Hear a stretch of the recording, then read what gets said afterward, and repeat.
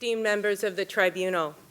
We're convened here in Paris in the company of national leaders from around the world who are meeting to talk about climate change, the gravest threat to ecosystems and species in our human history. After the compelling testimony this morning with regard to fracking and megadams, I spent some time reviewing the current draft of the convention that the UN released this morning.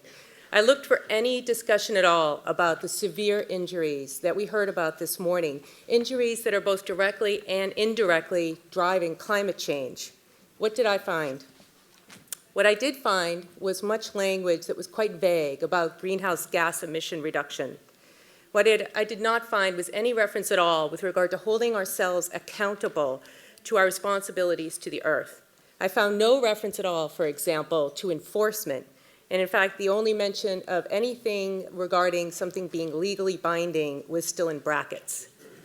There's not one word in the convention that's out there today about dams or water or fossil fuels or fracking or even oil.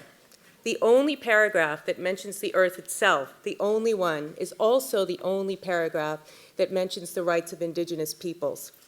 That is the very same paragraph that we hear that nations are trying to take out of the convention right now. Even if that paragraph were left in, it's in the preamble and not in the main body of the convention. So ladies and gentlemen of the Tribunal, I put before you that the cases of fracking and megadams that we heard this morning represent ongoing and serious violations of the rights of Mother Earth. And I urge you to condemn these violations and call for accountability and justice for nature. I also note that you heard compelling evidence about violations of human rights and the rights of indigenous peoples, which go hand in hand with the violations of nature's rights. More broadly, I urge you to be mindful of the discussions going on to determine our climate future. The convention draft today, as I mentioned, ignores the causes of climate change, like fracking and megadams. It also refuses to hold people accountable for specific actions and causes, and it refuses to hold people accountable for violations of the rights of nature. Because of these fatal flaws, I put to you that the convention before you today is not only inadequate, it is illegal. It would violate adopted declarations for human rights and indigenous rights. And while the Universal Declaration of the Rights of Mother Earth is not currently adopted, the draft by the UN, certainly by the convention in Cochabamba, Bolivia, the draft climate convention already violates both the rule of law and the laws of nature. And I'll explain these 2 points. They're important. First, the rule of law means that no one is above the law. The rule of law is a way of governing ourselves as humans to create harmonious societies. In fact, the Universal Declaration of Human Rights says the rule of law is essential to the protection of human rights and peace. But as Thomas Berry has said, the universe is the primary lawgiver. We are part of the earth and part of the universe. Our laws cannot place us above the earth or any of her beings. That approach violates the rules of law and leads us away from peace and away from harmonious societies. The current climate convention being negotiated here in Paris violates the rule of law by treating the earth, our societal partner, as an afterthought. The current draft mentions the earth only once, and that is only in the preamble. So, are we treating something else as above the law? The climate convention tells us the answer to that question very directly. It mentions economics and economic systems 49 times to once for the earth. The convention's focus is not on creating law to benefit the earth.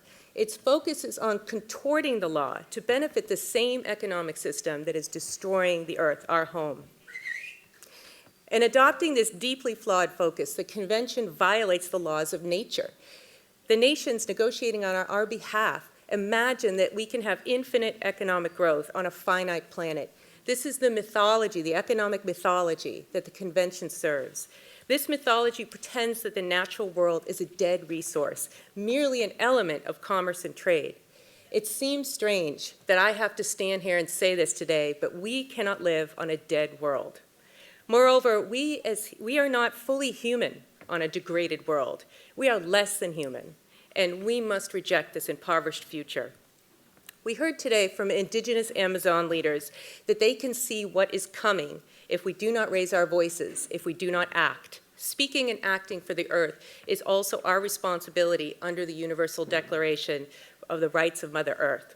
Indigenous leaders also called for laws to protect nature from the continued onslaught. These laws cannot be like the convention, the climate convention draft that's in discussion. As we heard this morning, we will not bargain for the destruction of Mother Earth. We must insist on laws that recognize the inherent rights of nature. Anything less must be rejected. In summary, we often hear that what we need is system change, not climate change. I put to you, ladies and gentlemen of the Tribunal, that that is your responsibility. That is your primary charge, system change.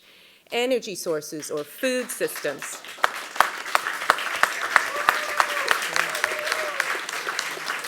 Energy sources or food systems or a climate convention that is focused on our destructive economic system violates human rights, violates the rights of indigenous peoples, and violates the rights of nature and is illegal. These are fundamental rights. They cannot be balanced against the so-called rights of fictitious entities.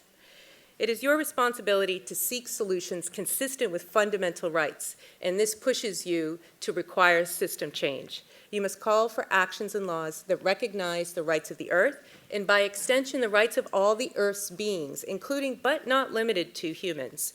I urge you to reject fracking and megadams, and to call for solutions that are in harmony with and respect the laws of nature. Thank you.